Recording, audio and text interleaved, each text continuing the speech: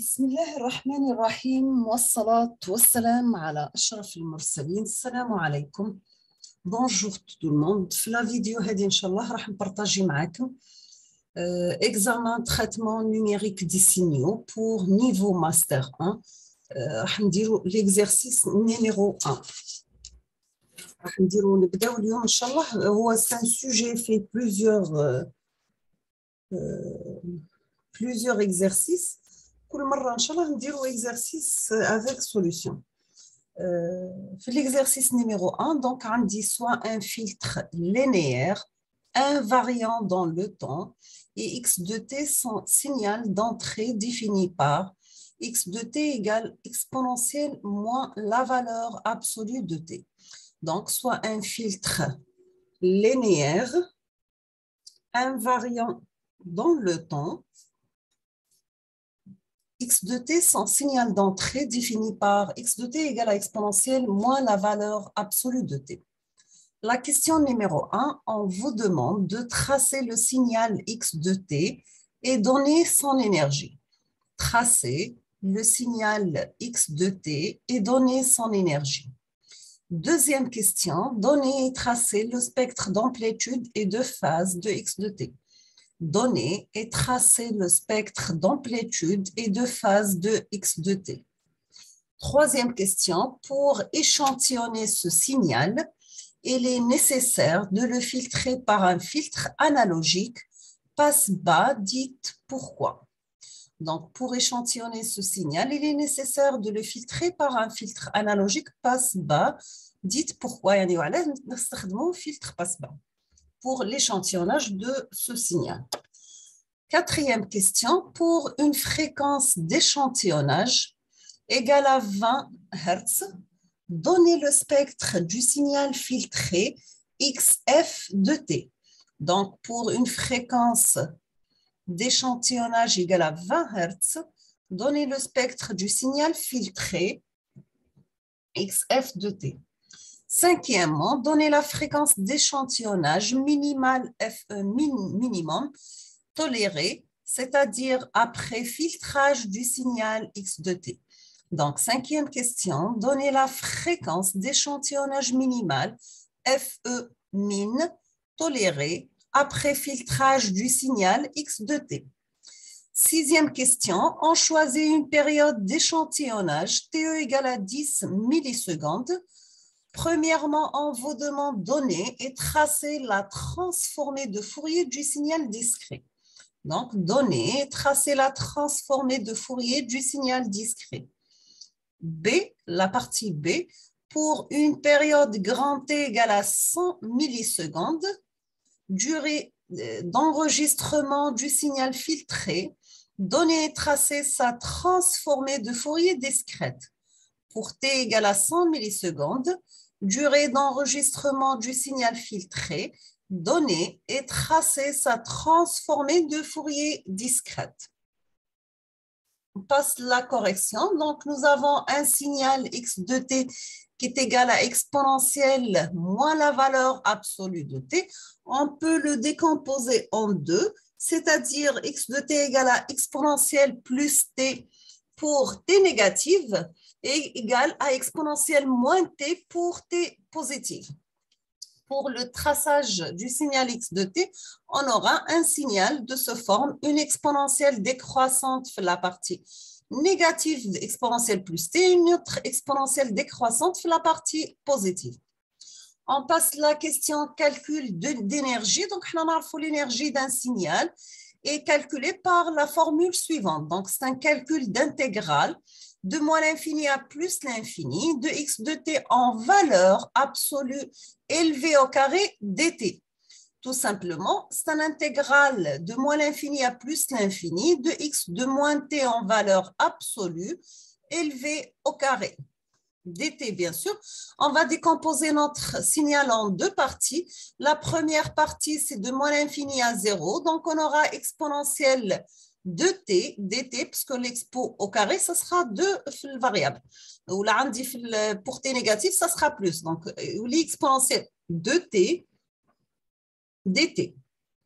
La deuxième partie du signal, c'est un intégral 0 le plus l'infini de exponentielle moins 2t dt.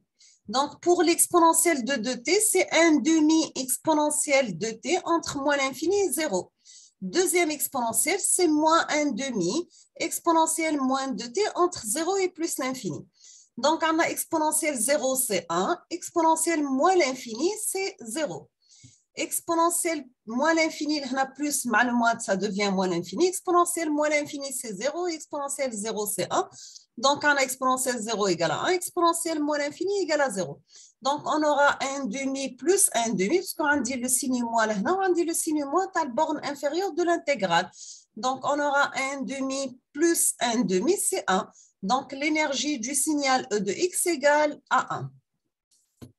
Deuxième question, c'est bien le spectre d'amplitude et de phase de x de t. Le spectre d'amplitude et de phase de x de t. On a x de t égale à exponentielle moins la valeur absolue de t. Donc, grand x de f lié à la transformée de Fourier de x de t. Donc, on aura grand x de f, la formule de la transformée de Fourier. C'est bien, c'est un calcul d'intégrale qui varie de moins l'infini à plus l'infini du signal x de t par exponentielle moins g de pi ft dt.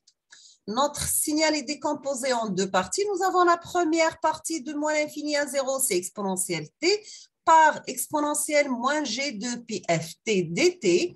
La deuxième partie du signal, c'est l'intégrale 0 plus l'infini exponentielle moins t par exponentielle moins g de pi ft dt. Le produit thalys-signaux, c'est la somme des exposants. Donc, on aura un intégral qui varie de moins l'infini à 0, de exponentielle 1 moins g de pi f, le tout fois t, donc t c'est commun entre les deux expos, dt, plus un autre intégral de 0 à plus l'infini, de exponentielle moins 1 plus g de pi f, le tout variable, la variable commune c'est t, dt. Donc, l'intégrale ta exponentielle 1 moins g de pi f, t, c'est 1 sur 1 moins g de pi f, fois exponentielle 1 moins g de pi f, t, entre moins l'infini et 0.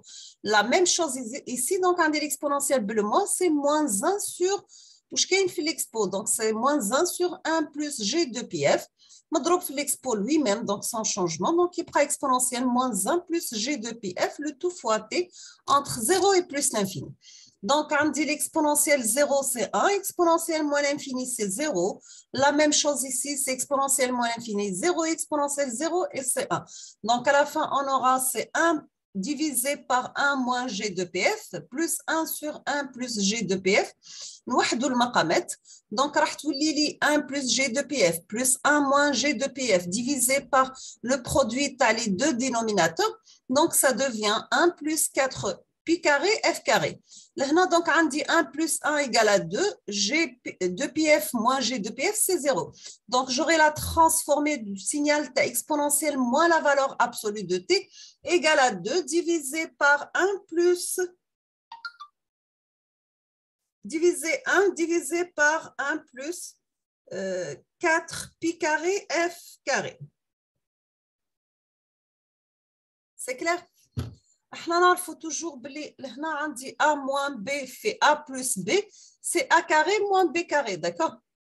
Donc b carré c'est moins g carré c'est plus 1. G carré égale à moins 1, d'accord? Donc on a le module tel x de f هو عبارة عن 2 sur 1 plus 4 p carré f carré, où l'argument de x de f est l'arc tangente, la partie imaginaire, elle a la partie réelle. Autant que m'indique la partie imaginaire égale à 0, donc j'aurai l'argument de x de f égale à 0. Je trace le module de x de f, donc j'aurai un signal de cette forme, d'amplitude égale à 2, et le parabole va être 1 sur 1 plus 4 p carré f carré. L'argument de x de f, c'est 0. Troisième question, pourquoi on choisit un type de filtre passe-bas? Donc, il est nécessaire de filtrer le signal car son spectre est infini. Quand je le spectre, c'est un signal, il va à l'infini, d'accord? Donc, il est nécessaire de le filtrer. Donc, avant d'échantillonner, il faut faire passer x de t par un filtre passe-bas dit anti-repliement pour éviter le phénomène du repliement spectral. D'accord? Donc, pour une fréquence de coupure qui est égale à 20 Hz, on a donné x de f de g, c'est lié à la transformée de Fourier ta signal après filtrage de t. Donc, on aura x f de g de cette forme. Donc, on a le signal HEDA filtré entre moins la fréquence de coupure et plus la fréquence de coupure. Cinquième question, c'est que la fréquence d'échantillonnage minimale, selon les théorèmes de Shannon, la fréquence d'échantillonnage minimale égale à 2 fois la fréquence maximale. Donc, nous avons une fréquence maximale qui est égale à une fréquence de coupure qui est égale à 20 Hz. Donc, la fréquence d'échantillonnage minimale, ça sera 2 fois la fréquence de coupure. Donc, tout simplement, on aura 2 multiplié par 20, c'est 40 Hz. Sixième question, on choisit une période d'échantillonnage TE égale à 10 millisecondes. Donc, la fréquence d'échantillonnage qui est égale à l'inverse de la période d'échantillonnage, 1 sur 10 fois 10 à la puissance moins 3. La fréquence d'échantillonnage, c'est 100 Hz. Première partie de la question numéro 6, c'est bien la transformée de Fourier du signal discret. Donc, nous avons pour l'échantillonnage, x échantillonné de t égale à la x f de t, filtré de t, la somme de n varie de moins l'infini, tu as une peignée de Dirac, ou un ensemble de Dirac, c'est Dirac de t moins n la période d'échantillonnage. Donc, là, j'ai un produit simple qui a dit le domaine fréquentiel et un produit de convolution. Donc, on dit xe de t, ça devient grand xe de f, qui est la transmise de Fourier. xf de t, tous les grands xf de t. Le produit simple qui n'a le domaine fréquentiel et un calcul d'échantillonnage. La somme de Dirac de t moins nte, c'est la fréquence d'échantillonnage tout lit. Une somme de n varie de moins l'infini à plus l'infini de Dirac de f moins n f échantillonné. Donc, à la fin, après simplification, on aura xf de t convolué avec fe. Donc, fe, c'est une constante, xf de t xf de t convolué avec la somme de Dirac de f moins n t, c'est une somme qui varie de moins l'infini à plus l'infini de grand x de f moins f n fois fe. Donc, on le cours à l'échantillonnage ou les propriétés à la transformée de Fourier. D'accord? Donc, on aura à la fin grand xe de f échantillonné dans le domaine fréquentiel. C'est la fréquence d'échantillonnage. Je fait une somme qui varie de moins l'infini à plus l'infini de grand x de f moins n f échantillonné. Deuxième partie, nous avons pour la période de coupure égale à 10 millisecondes, la fréquence de coupure égale à 100 Hz. Donc, on aura grand x de f, c'est un signal de cette forme. Donc, on aura la même forme qui se répète pendant des durées bien déterminées. Donc, pour période d'échantillonnage égale à 10 millisecondes, la période égale à 100 millisecondes, on aura la nouvelle période, c'est grand n par la période d'échantillonnage. Donc, pour avoir le n, l'ordre du filtre, on aura T divisé par TE. Donc, c'est 100 divisé par 10 et l'ordre n égale à 10. Delta F, c'est la fréquence d'échantillonnage divisée par grand N. Donc, on aura 100 divisé par 10. On aura la delta F aussi égale à 10. La deuxième partie de la question, c'est bien calculer la transformée de Fourier discrète de notre signal. Donc, on aura grand x de n, c'est une somme pour n varie de 0 jusqu'à n moins 1 de notre signal x de n multiplié par exponentielle moins g de pi n fois petit n divisé par grand n. On va remplacer grand n par 10 et on aura grand n moins 1, c'est 10 moins 1, c'est 9. Donc, on aura la transformée de Fourier de notre signal. C'est une somme de n varie jusqu'à 9 de x de n par exponentielle moins g pi n m sur 5. On simplifie 2 à 10.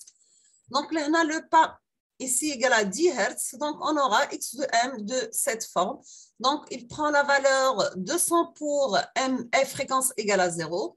Pour une fréquence égale à plus ou moins 10 égale à 200 divisé par 1 plus 4 pi carré. Et pour les autres valeurs de fréquence, elle est nulle. D'accord? Donc, je vais m'arrêter ici. La prochaine vidéo, Inch'Allah, on va dire la suite à l'examen, l'exercice numéro 2. وصلنا للآخر نقول لكم أستودعكم الله الذي لا تضيع ودائعه et à la prochaine vidéo, Inch'Allah. Merci beaucoup pour votre attention.